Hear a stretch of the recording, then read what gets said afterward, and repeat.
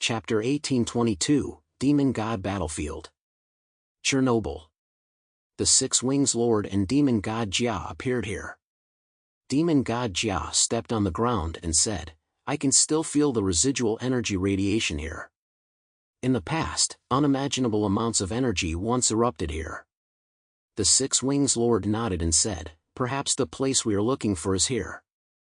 The surrounding mechanical legion was already on standby. Demon God Jia looked at the Six Wings Lord and said, "Do we have to excavate this land?" The Six Wings Lord shook his head and said, "There is no longer any need for that. Everything we have done may be meaningless in their eyes. We can only hope that they are willing to look down on us." The Six Wings Lord looked up at the sky, his 3 pairs of huge black wings behind him spreading out like those of a huge hawk. "I just want to find the answer to the story. Because we can't afford to wait much longer. Time will erase all traces, including the existence of those of us who consider ourselves the masters." At this moment, Demon God Jia suddenly received a message. He said to the Lord of the Six Wings, "Demon God Bing is dead." The Lord of the Six Wings was silent for a moment upon hearing this, before saying, "Death is his destiny. Perhaps he has been waiting for this day for a long time." The Lord of the Six Wings raised his leg and walked towards the center of Chernobyl, which had become a restricted area for humans. No one had dared to go deep within it for a long time. The explosion that shocked the world back then had left a shadow on too many people. And to this day, many people believe that it was a simple nuclear leak.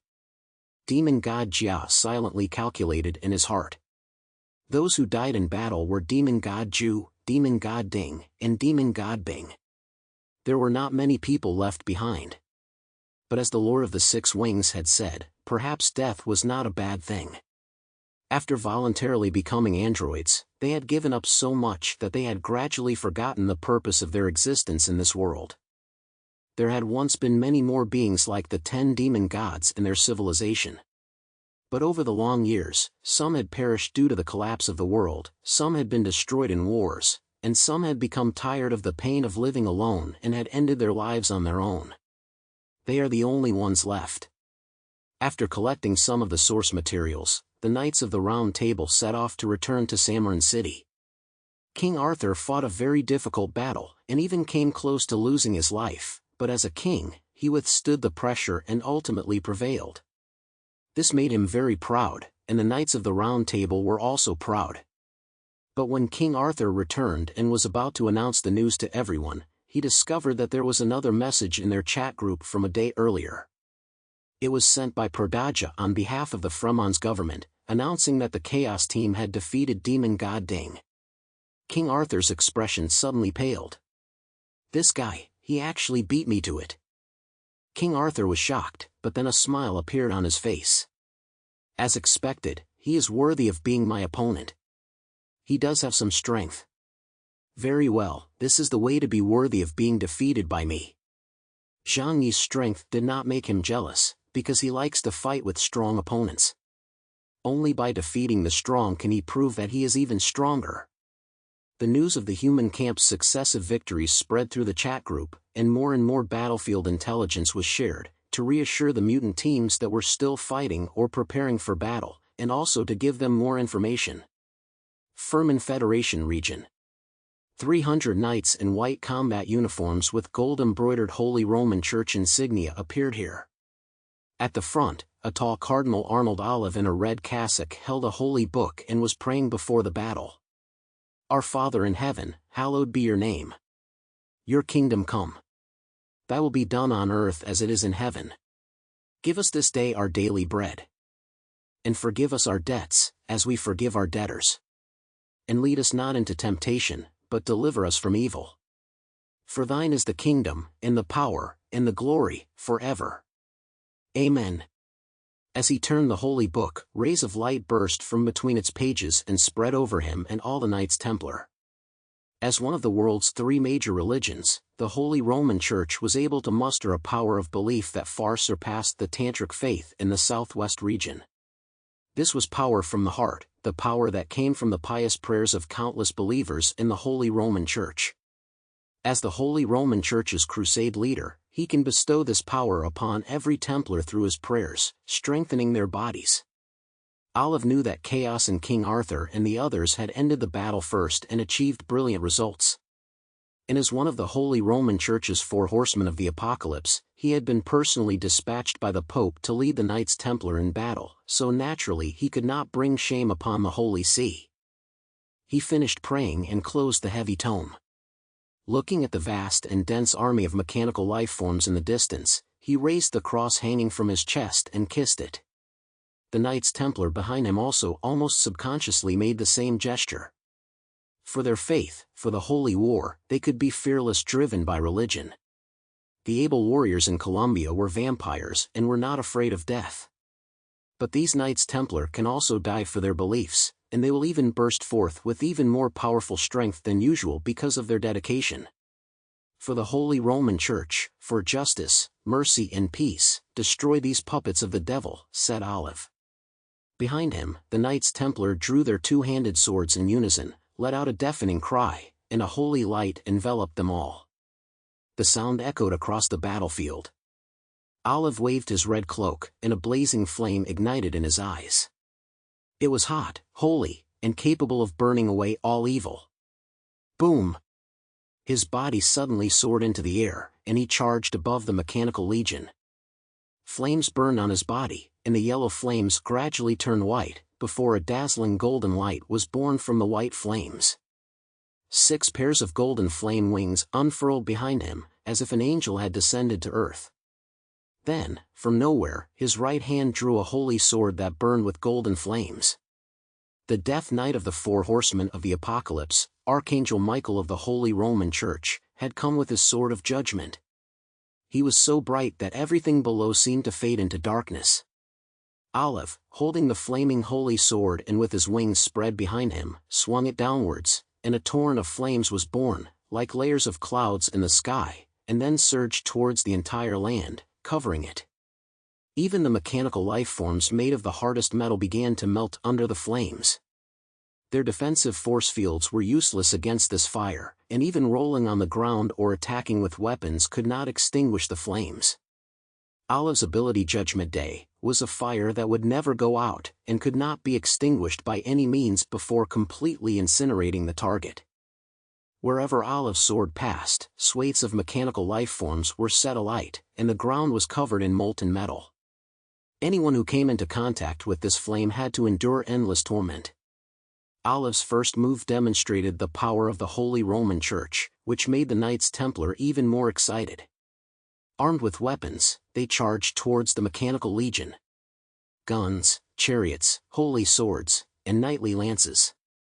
The Knights Templar gave full play to their abilities, using both hot and cold weapons, naturally with the aim of maximizing the effectiveness of their supernatural powers. And the master of this battlefield was the demon god Jinn. When he saw Olive's Michael form, a strong red light exploded from his eyes, a light of resentment. His head looked like a crude trash can turned upside down, but his body was larger than the other demon gods. The weapon in his right hand was a huge, heavy mace, and red energy crystals were shining on it in a terrifying yet mesmerizing light. He stood there, looking at Olive in the sky, and suddenly his chest opened up, revealing a gun port.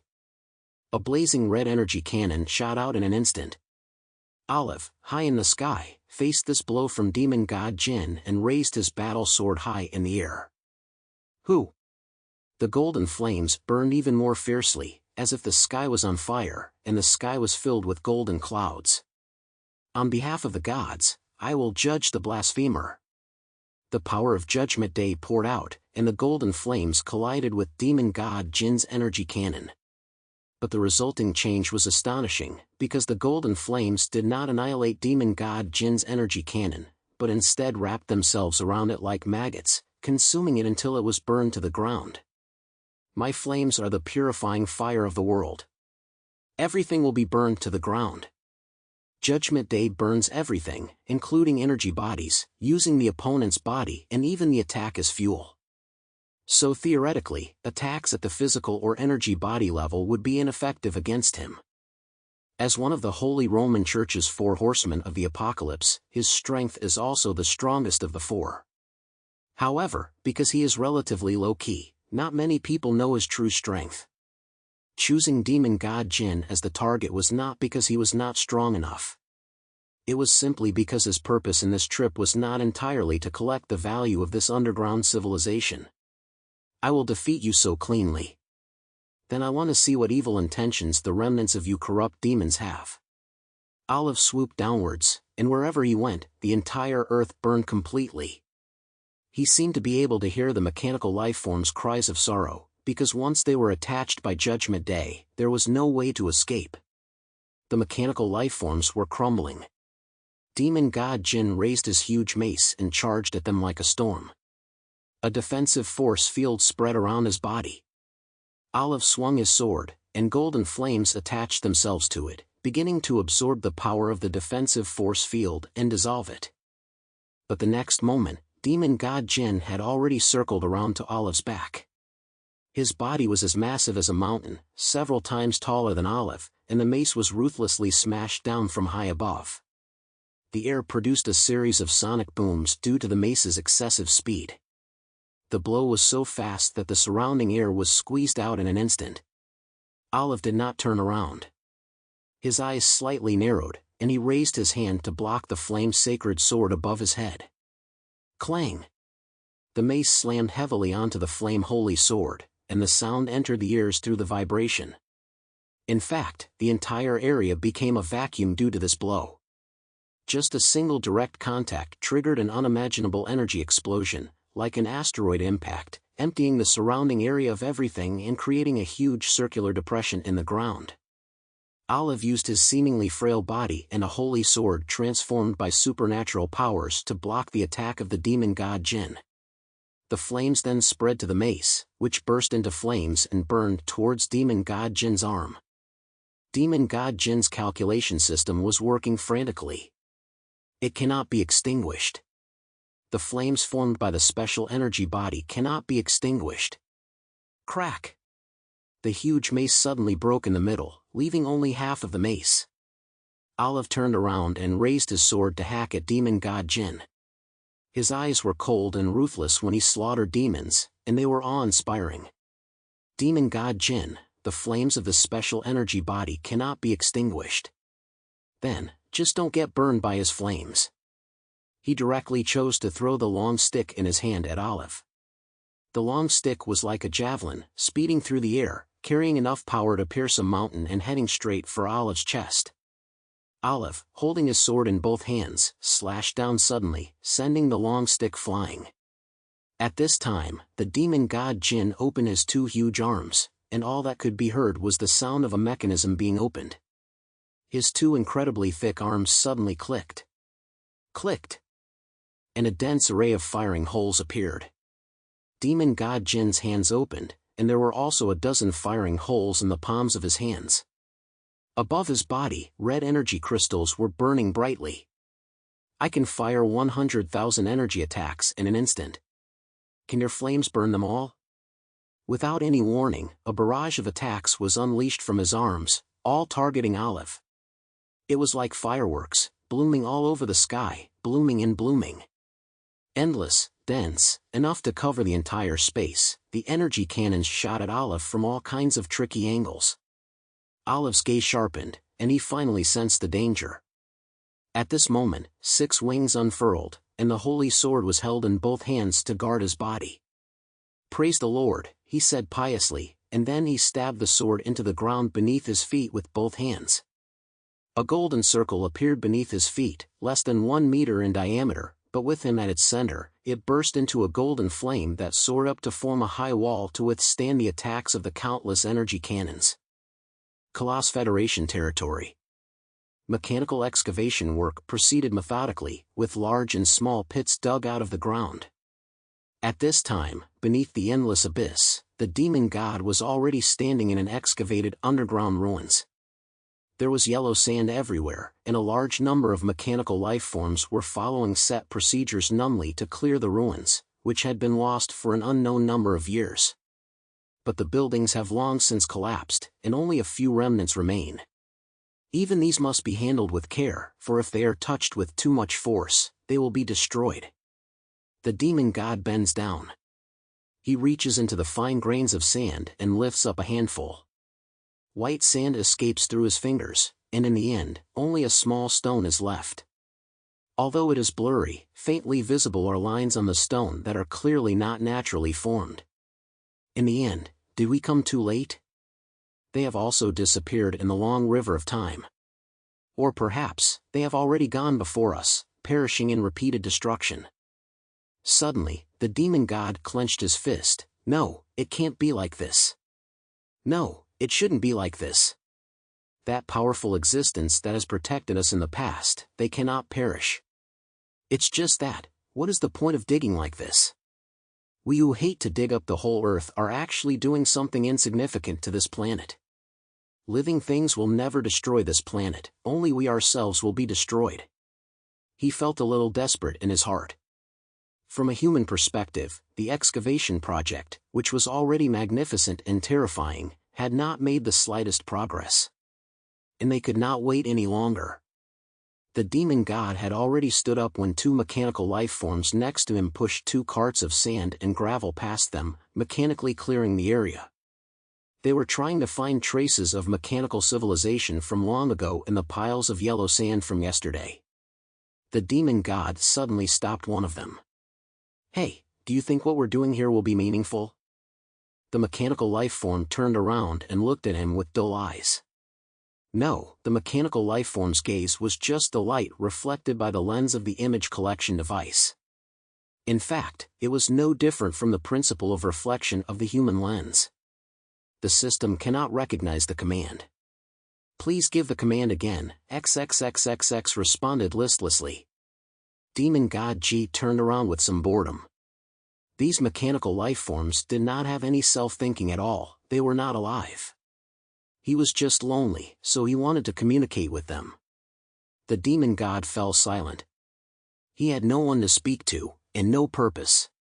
He was just following the orders of the Lord of the 6 Wings. He needed to stay here and wait for the arrival of the creatures called humans. And then, put on a magnificent show. At this very moment, tens of thousands of meters above the earth, on the land full of mechanical life forms, a dark shadow quietly appeared on the ground, and then quickly approached the abyss. Then, like ink blending into the sea, it moved quickly and without a trace towards the depths. The demon god's body stood somewhat lonely in the middle of the ruins. Suddenly, an incredibly fierce attack came from directly above his head. It was as if a sharp sword was pressed against the top of his head, and the long-lost chill and the alarm of damaged machinery frantically warned his source. Without any warning, the enemy's appearance caused the mechanical body of the demon god to react immediately, quickly retreating backwards. A dark shadow passed in front of his face, crashing to the ground and suddenly sending up a sky full of sand and stone. The sand and dust formed into huge waves 10,000 years ago when the building decayed. The demon god knew that the creatures called humans were here. He quickly locked onto the front, and all the mechanical life forms around him entered a state of war as red light shot out of their eyes. The shrill sound of the alarm and the red light in their eyes spread throughout the underworld. However, the demon god scanned the space for a long time and didn't detect any signs of life. But suddenly, he noticed a change in the light. He looked down and saw a large shadow suddenly appear beneath him. Not only him, but the entire area where the mechanical legion stood was enveloped in a huge shadow. These shadows suddenly squirmed like a tide, one bulge after another gradually growing taller and then taking on human form. These were humanoid creatures dressed in black, with only their eyes exposed from head to toe. Their eyes were vacant and pitch black, showing no signs of life. Without any hesitation, the demon god raised his right arm, and his entire arm instantly transformed into a huge blade. The large caliber muzzle was aimed at the ground below, red light flashing, directly spewing out powerful energy. Boom! The red energy cannon impacted on the ground, and a terrifying energy wave spread wildly around Demon God Z's feet. The existence that was as large as a black cloth rapidly shrank as an octopus encountering salt water, and then soared into the air. This black cloth floated in the air, fluttering like a flag in the wind, and then slowly revealed a tall human figure. His attire was almost identical to that of the shadow creatures, except that he was taller, and his face was not covered by a mask. His eyes were as sharp as those of a desert falcon. Emperor of the Khitan Empire, Caliph, Saladin bin Abdullah. This monarch, who dominated the central part of the Eurasian continent, led the assassins he founded after the end of the world to become a powerful presence that could rival the surrounding powers. Even in the face of the pressure from the Holy Roman Church, he showed no weakness. "Kill them, all of them." Saladin wasted no words. The only correct way to deal with the existence of other civilizations was to completely eradicate them. At his command, the shadow demons that appeared from the shadows instantly attacked all mechanical life forms. Saladin's ability is called Lord of Shadows, and he is a trait system ability user. He can collect the souls of dead assassins from the Assassin's Guild, turn them into shadow demons, and then summon them from the shadows to fight. So wherever he is, without help, he is a powerful army of assassins all by himself. Legends about him have long been passed down in the Middle East and even in Europe. If you've got Saladin on your tail, you'd better sleep with one eye open, because he'll be crawling out of the shadows at any moment to take your head. The demon god did not hesitate for a moment in the face of his suddenly appearing opponent. The palm of his left hand suddenly split open, revealing a dark launch port. An invisible energy wave was released in all directions. Space shook.